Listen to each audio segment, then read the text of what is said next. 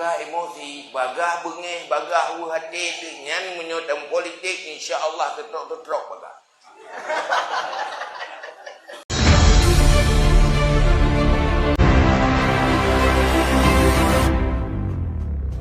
Maka hinan perlu akhlak, kelola emosi.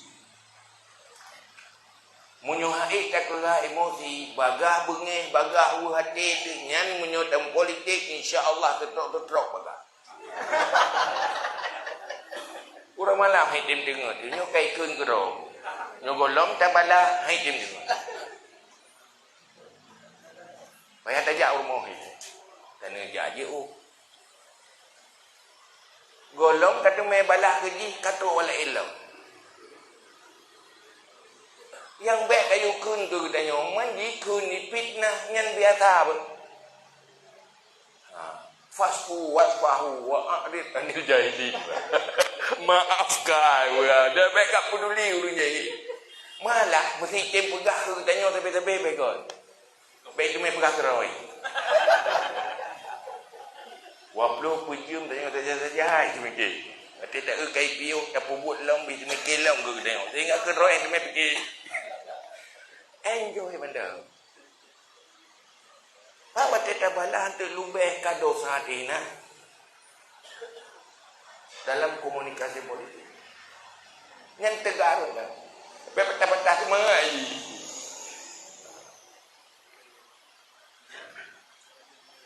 Lihat munyo ikhlas hana pun puas menang urang lain apalagi ngon yo kan sebab munyo ke menang kadang-kadang manduat telu urang mekat berhasil walaupun beda-beda tokoh saling bantu-membantu yang berhasil. Tapi yang saling tegar-tegar musuh sulu yang dua kakak. Urangnya tu sulu bah urang je sulu le urangnya. Kena lebut man dua dulu. Kau pun kau sok ngan tu. Ben pilih je man pilih lu mata.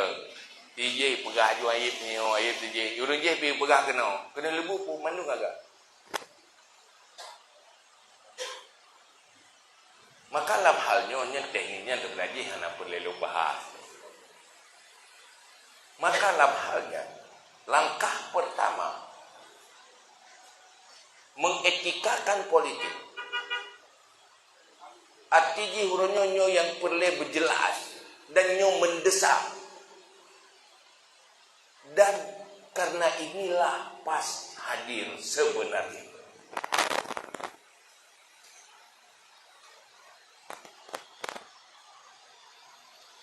Maka payah buat lom politiknya.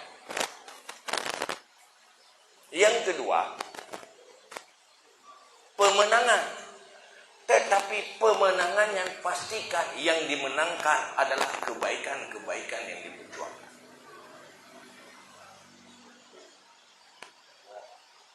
Dan hana mesti ropih danyo akan merasa rugo apabila ikhlas nyonyan niat.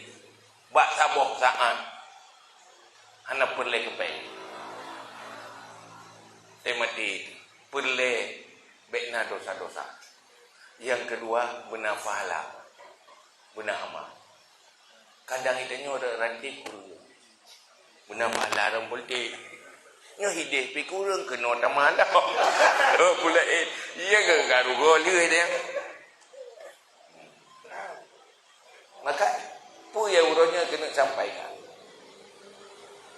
Kita boleh setuju jangan politisasi agama. Artinya menjual agama demi kepentingan politik, tapi politik itu bukan untuk kekuatan bagi kebaikan yang diperintahkan oleh agama. Itu menjual agama, anda boleh.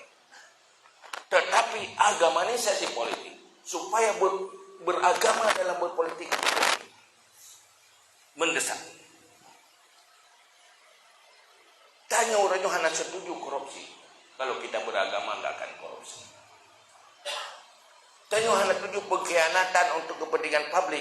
Kalau kita beragama itu dosa yang sulit kita mencari maaf karena yang terzalimi terlalu banyak. Anak padahal maaf. Ini hana setuju.